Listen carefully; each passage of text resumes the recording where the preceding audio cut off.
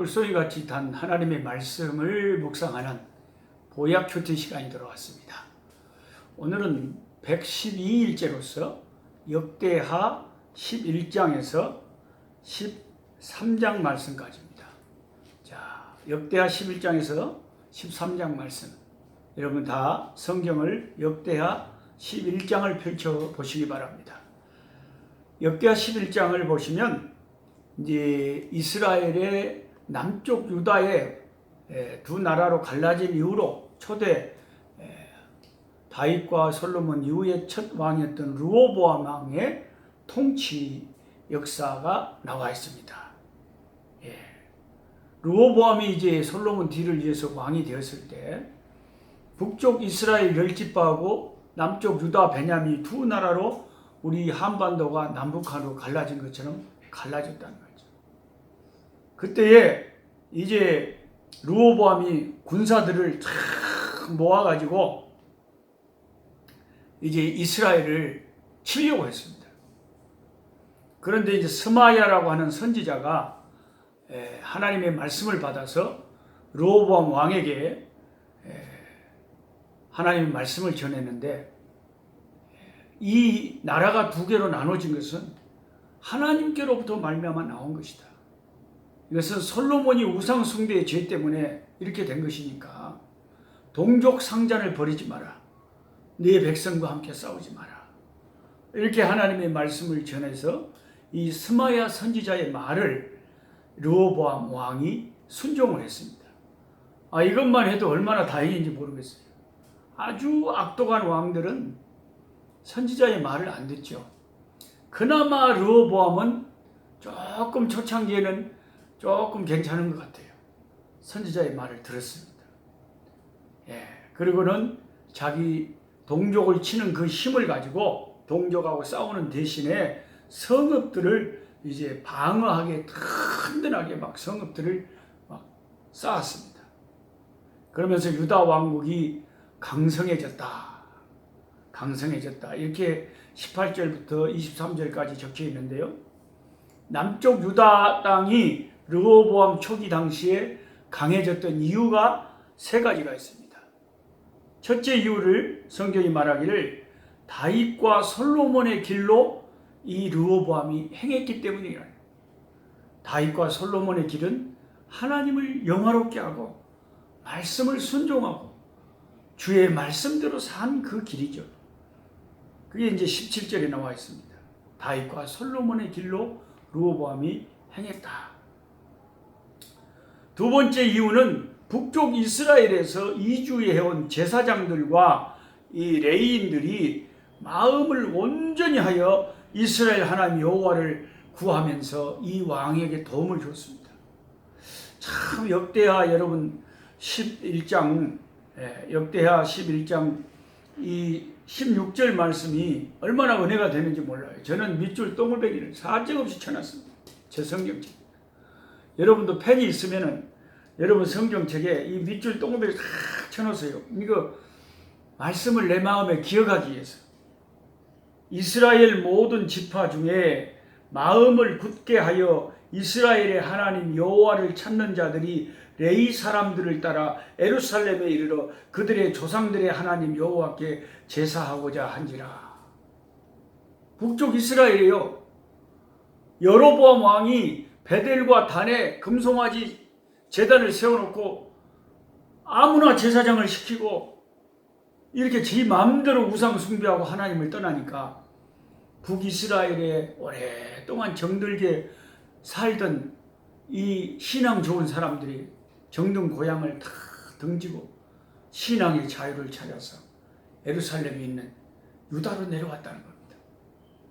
옛날 6.25 일사후퇴 때 6.25 동란 후에 북한에서 하나님을 잘 믿는 믿음의 선조들이요.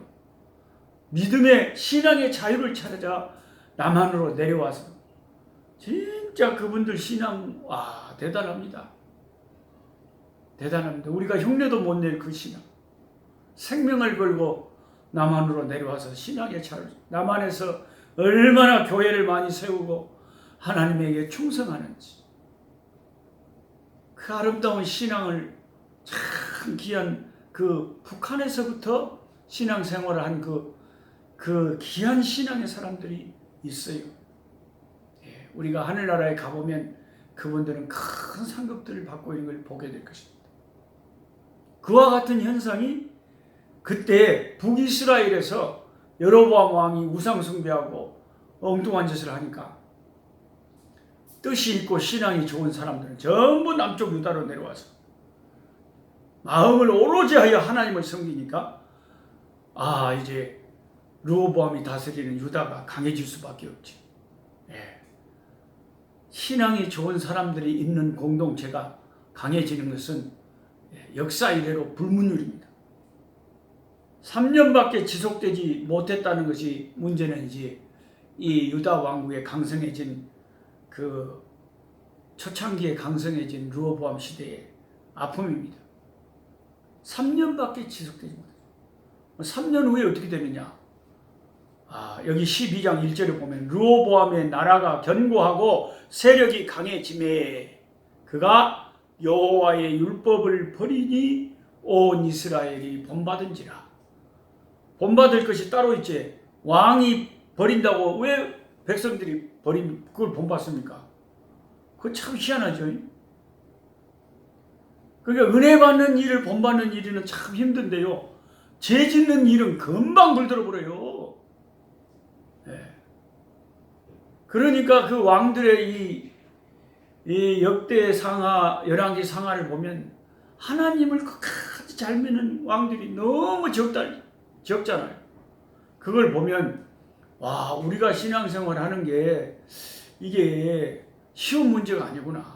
저와 여러분이 죽을 때까지 끝까지 하나님을 잘 믿었더라. 이런 기록을 남기는 신자가 소수다는 거예요. 소수. 가다가 축복받았는데 이 르호보암처럼 변질되어 버린다는 거예요. 세력이 견고해지고 나라가 강해지니까 그래서 하나님을 더 잘 섬겼더라.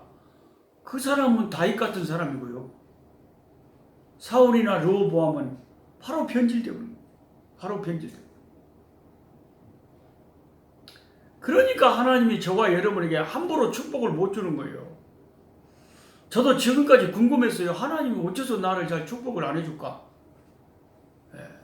우리 친구 목사님은 막 수만 명 모이는 큰 교회 목사님도 하고 유명한 선교사님들도 많은데 나는 왜 이렇게 짜잔하니 이게 배가 없을까? 하나님이 왜 나는 크게 안 쓰실까? 그게 난 늘 궁금했는데 이런 성경을 읽으면서 이제 이유를 알게 돼. 내가요 그릇이요. 조그만 세력이 강해지고 견고해지면 이거 변하기가 쉽다는 거예요. 맛이 간다는 거예요. 교만해지기가 쉽다는 거예요. 그래서 하나님도 축복을 하고 싶어도 함부로 축복을 하지 못한다. 이게 하나님의 마음이 얼마나 안타깝습니까?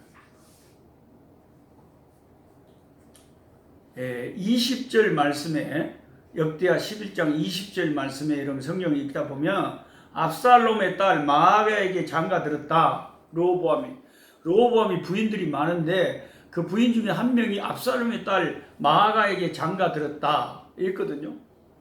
근데 성경을 아주 깊이 파는 사람들은 이상하다. 압살롬의 딸이 마아가가 없는데 이걸 생각하는 분들은 엄청나게 성경을 그냥 무슨 판사 검사 되려고 법 공부하듯이 그렇게 성경을 알아버린 사람들이나 그런 걸 알죠. 보통 사람은 압살롬의 딸이 하나인지 둘인지 모릅니다. 여러분 성경 사무엘하 14장 27절을 보면요. 압살롬의 아들과 딸 이름이 나오는데 딸은 딱 하나 있었는데 미갈이었다고 그랬어요. 미갈. 다말 참 미안합니다. 미갈은 말하자면 사울의 딸이고 다말. 압살롬이 자기 여동생 다말을 좋아했거든요. 아끼고. 그런데 그 여동생 이름을 따서 딸 이름을 다말이다 그랬다니까요. 다말. 그 딸이 한 명 다말밖에 없는데 뭔 압살롬의 딸 마아가가 느닷없이 나와서 르호보암한테 시집을 갔더라. 이것은 주석가들이 주석을 달 때 히브리어 어법상 딸이라고 이렇게 적혀 있지만 사실은 딸이 아니고 손녀도 딸이라고 할 때가 있대요. 손녀도. 또 할머니도 어머니라고 해볼 때가 있대요. 그래가지고 이걸 우리가 한국말로 그대로 번역을 해보면 이렇게 혼동이 온다니까요. 그러니까 압살롬의 손녀하고 이 르호보암이 손녀 마아가하고 결혼했다. 이렇게 이해를 하면 압살롬의 딸이 하나밖에 없었다는 것을 이해를 할 겁니다. 그 다음에 또 아사의 모친이라고 열왕기상 15장 10절에 보면은 아사의 모친이 마아가라고 나와요. 근데 모친이 아니죠. 할머니죠, 할머니. 아비야의 모친이 마아가고 그 아비야를 뒤이어서 아사가 세 번째 왕이 됐잖아요. 아사는 좋은 왕이잖아요. 아사 왕의 모친이더라 하는 열왕기상 15장 10절 말씀은 아사의 할머니다. 그래서 히브리어 그 문법상 딸이라고 표현은 했지만 딸이 손녀도 딸이라고 표현할 때가 있고 엄니라고 했지만 엄니가 할머니일 수도 있다. 이것을 그 문맥을 보고 이해를 하시면 되겠습니다. 그 다음 이제 역대하 12장에 가시면 르호보암이 세력이 강해지고 이 남쪽 유다가 강건해지니까 그냥 변질되어 버렸어요. 하나님을 떠나고 이스라엘 백성까지 다 그 못된 왕의 모습을 이제 따라가 버렸다는 거죠. 이게 너무 안타까워요. 그래가지고 이제 하나님께서 채찍을 들었는데 누구 채찍을 들었냐?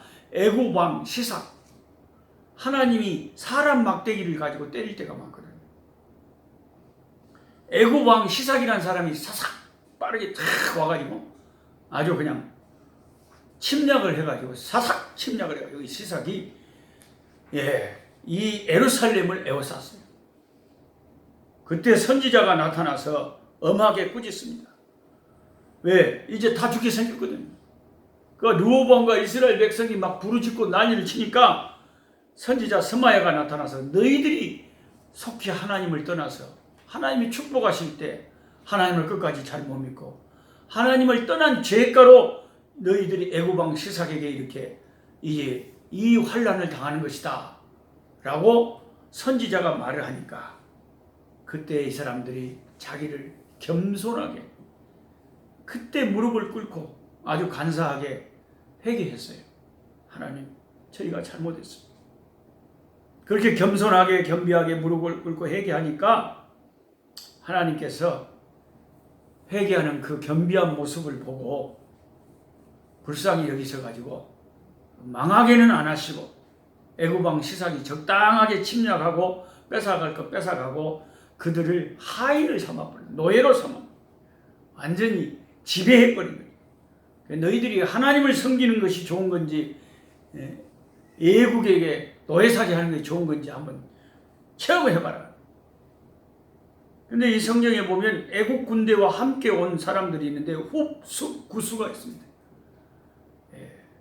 저랑 같이 이렇게 성경 공부하는 여러분들이 이런 정도는 또 도움을 받아야 되니까 흡수 구수 이 사람이 애굽 왕 시삭이랑 같이 공격하러 가는데 흡은요 지금으로 말하면 리비아라는 데 리비아 애굽의 서쪽 애굽 이집트의 서쪽의 지역이 흡이고 숲은 애굽의 동쪽 산악지대가 숲이고 구수는 어디냐 애굽의 남쪽 오늘날로 말하면 에디오피아가 구수입니다. 이런 정도를 알아놓으시면은 어떻게 저런 것을 저 사람은 안다냐 깜짝 놀랄 거예요. 자, 세 번째 이제 유다 왕국의 13장으로 역대하 13장으로 넘어가시면 유다 왕국의 두 번째 왕 아비야라고 하는 사람이 나와서 3년간 치리래요. 3년간 유다를 치리합니다. 열왕기상에는 아비야를 아비얌이라고 했어요. 아비야 같은 사람입니다. 아비야라는 말은 한국말로 하면 뭔 뜻이냐면 나의 아버지는 여호와시다. 아비가 아버지예요. 야가 여호와예요. 아비야, 엄마야, 아빠야 이렇게 생각을 하시면 아비야, 아버지, 여호와는 나의 아버지시다. 여러분 별걸 다 아는 거예요. 그냥 아비야를 아는 것하고 여호와는 나의 아버지라고 아는 것하고는 벌써 다르죠. 3년간 7일 했는데 이 아비야 왕 때 이제 북쪽 이스라엘과 대판 전쟁이 벌어졌습니다. 이때는 북쪽 이스라엘이 이제 하나님 잘 섬기지를 않잖아요. 그 인간들은 선지자 말도 안 듣잖아요. 그러니까 이 사람들이 남유다를 치러 온 거예요. 자기들이 힘이 세니까.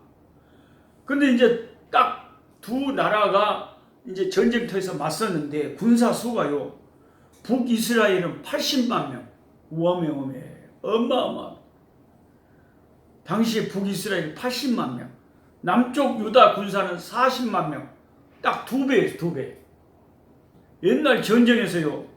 군사 수가 이게 거의 승패를 좌우하죠. 예. 그러니까 이 북쪽 여로보암이 이제 완전히 아비야를 쳐버리려고 복병까지 두고 이 남쪽 유다를 완전히 에워싸버렸어요. 그러니까 뒤에는 복병이 있고 앞에는 이스라엘 군대가 있고 오도가도 못하게 새겨버렸어요. 근데 이 역대하 13장을 보면 참 아비야가 그 북쪽 이스라엘 군사와 왕을 향해서 아주 은혜로운 연설을 합니다. 아주 설교처럼 은혜스러워요. 뭐라 그러냐면 너희들 힘만 믿고 우리 지금 남쪽 유다와 싸우러 왔는데 너희들은 이 전쟁에서 패할 것이다. 왜냐? 너희들은 우상을 섬기고 금송아지를 섬기지만 우리는 언약이 있는 하나님 여호와를 섬긴다. 하나님께서 아브라함과 우리 조상 다윗에게 약속하시기를 영원히 다윗의 등불을 끄지 않겠다고 했다. 우리는 하나님 여호와를 섬기고 너희들은 우상을 섬기는데 싸우면 누가 이기겠느냐? 우리의 하나님이 우리를 이기게 하실 것이다. 아비야의 이 설교를 들어보면 정말 아비야가 이때까지만 해도 너무 신앙이 좋아요. 나중에 뒤에 가서 또 변질돼 버려서 문제지 이때까지만 해도 영 은혜스러워요. 그래가지고 이제 대판 이제 전쟁이 벌어져서 양쪽으로 이제 이스라엘이 에워싸서 덤비니까 유다가 막 소리를 지릅니다. 주여 하고 살려줘 하려고 부르짖으니까 하나님이 힘을 주셔가지고 유다 군사들이 싸우는 쪽쪽 막 이기는 거예요. 이스라엘 군대가 벅벅 치는 거예요. 그래가지고 여러분 그 전쟁에서 북쪽 80만 이스라엘 군대 가운데 이스라엘 몇 명이나 죽는지 아세요? 50만 명이나 죽어버렸대요. 50만 명. 와마 징합도나 징합. 어마어마. 거의 괴멸 상태. 그래가지고 북쪽 이스라엘의 베델이랑 막 여러 지역을 많이 유다에서 차지를 해버렸어요. 그동안. 이 아비야가 연설하는 것 가운데 5절에 소금 언약이라는 말을 들먹이고 있는데요.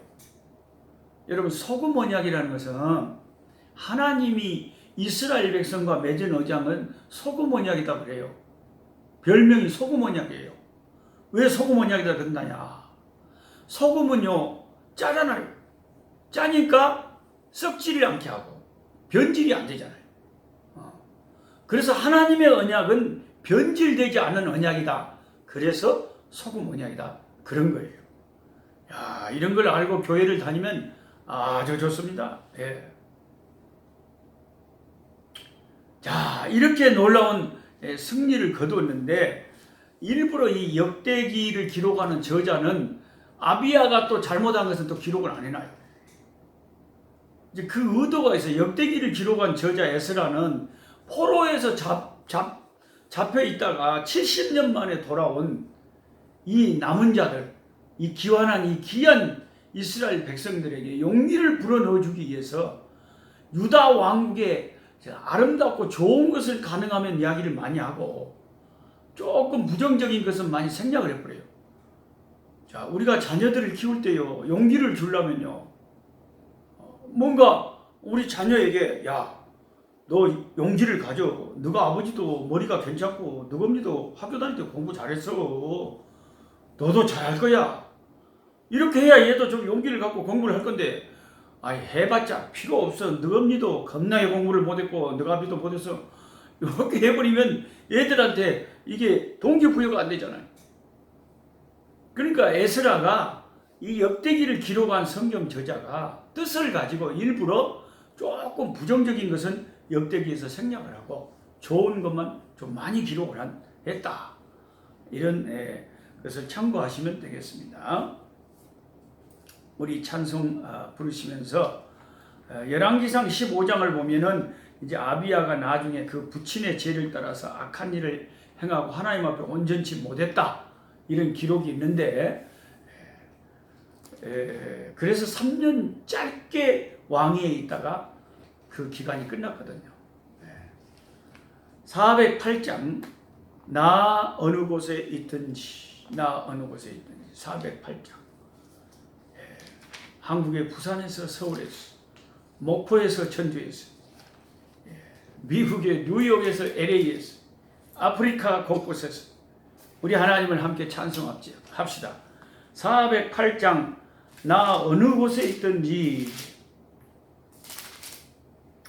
나 어느 곳에 있든지 늘 마음이 변하다 주 예수 주신 평안은 늘 충만하도다 나의 마음속에는 평안해 나의 마음속에는 평안해 악한 죄 파도가 많으나 마음이 늘 평안해 내 맘에서는 영생수 한없이 흐르니 목마름 다시 없으며 늘 평안하도다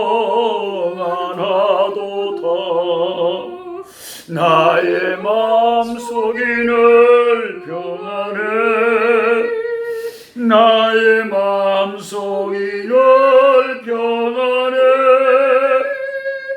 악한 죄 파도가 많으나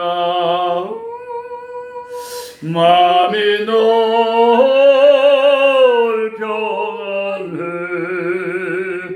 참되신 주의 사랑은 형언치 못하네 그 사랑 내 맘 여시고 소망을 주셨네 나의 마음속에 늘 평안해 나의 마음속에 늘 평안해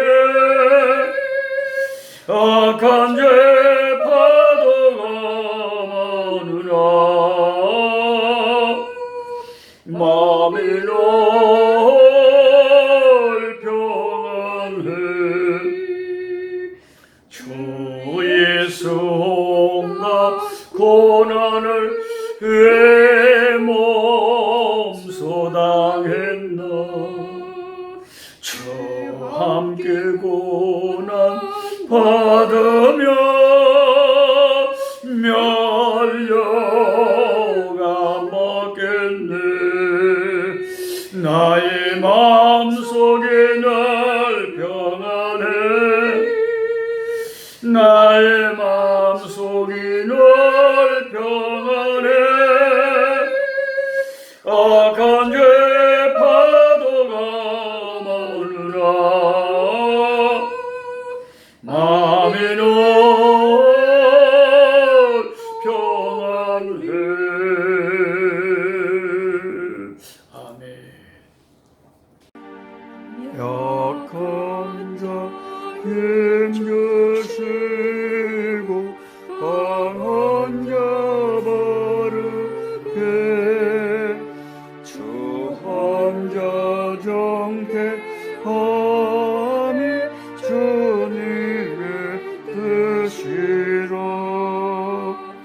해 아래 압박 있는 곳 주 거기 계셔서 그 팔로 막아 주